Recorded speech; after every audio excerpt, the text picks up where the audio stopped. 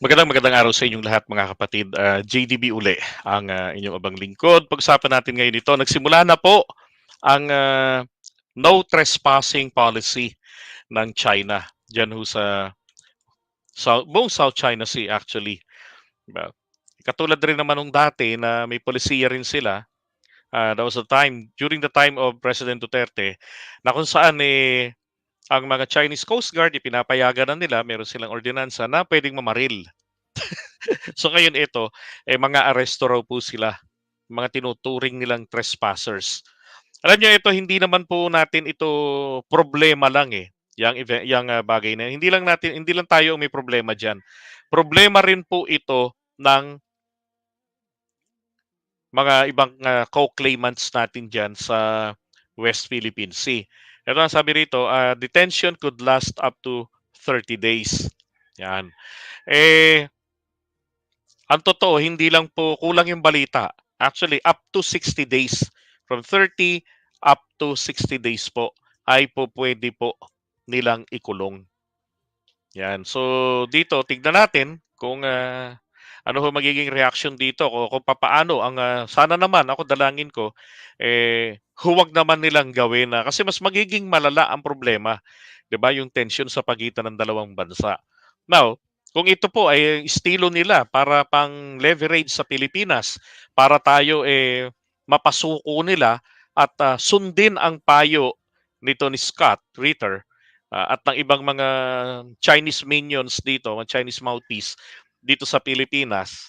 Kasi lahat sila kapansin-pansin Pinaiikutan nila ang Pilipinas. Isipin mo, si Scott lang. Di ba? Nag-press conference that was 2 days ago sa Washington. Dahil wala siyang passport, di siya makalabas. Pero para saan? Para sa Pilipinas. Siguro naisip nila, Pilipino, maniniwala yan agad kasi pagka AFAM ang nagsalita, paniwalaan agad tayo. Pag nakarinig ng English, tunog matalino sa mga Pilipino. Kaya hindi effective si Digong na palamura, hindi effective si Roque na babakling-bakling, itong mga minions nila na hindi na natutulog, di na naliligo, sa kaka-promote ng China, then isa namang Amerikano. So kaya kapansin-pansin po yung timing, 'di ba? Nitong na yung no trespassing policy nila.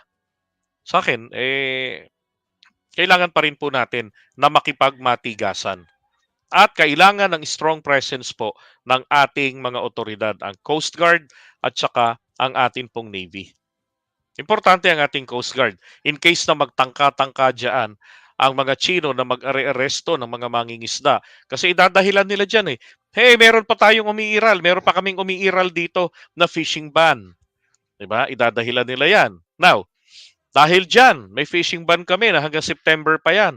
Nangingisda na kayo, hulihin namin kayo. Pag yan po ay kinilala natin, at pinabayaan ng gobyerno natin na meron silang kakayanan para pigilan ng aresto at igiit na hey, under ng international law at yung 2016 arbitral ruling award ay sa amin.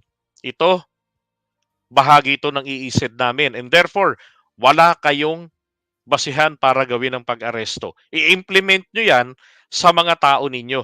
Doon lang ang inyong jurisdiction. Pag hindi po natin nagawa yan, isa lang ang maliwanag doon. Idadahilan na naman nila yan na that they exercise, di ba, governance. Kasi yun ang nagiging problema nila doon sa Paracel Islands. Yan, tsaka sa Spratlys. Pagdating ho kasi sa international law, nagtatalunan dyan. Sino ba ang may karapatan? Di ba? Ang pinagbabasihan ay sino ba ang nag-exercise dati diyan ng kanilang dominion. Walang iba po talaga. Kung titignan lang natin sa basihan ng historical, mas may basis pa diyan sa Paracel, ito pong Vietnam. Kasi during the occupation days, mga Western powers, ang French, yung colonizer nila, pati ho yung mga isla-isla na yan, ina-administer nila yan. Di ba? Yan ang sabi ni Sir Carlos, kung mangyayari yan, I volunteer Robin to accompany our fishermen. At kung uhulihin siya, okay lang, wala nang sulian. Ang tanong, hindi kaya busy si Robin Padilla sa mga araw na to? Onwards. Di ba? Hmm. Dapat silang mga maka-China nga, eh, dapat nga po sila yung nakakasama sa mga lakad nitong mga mangingisda natin, yung mga 'di ba yung simpleng pangingisda nila para maranasan nila itong pinagtatanggol nila na China. Ano ang ginagawa sa mga kababayan natin?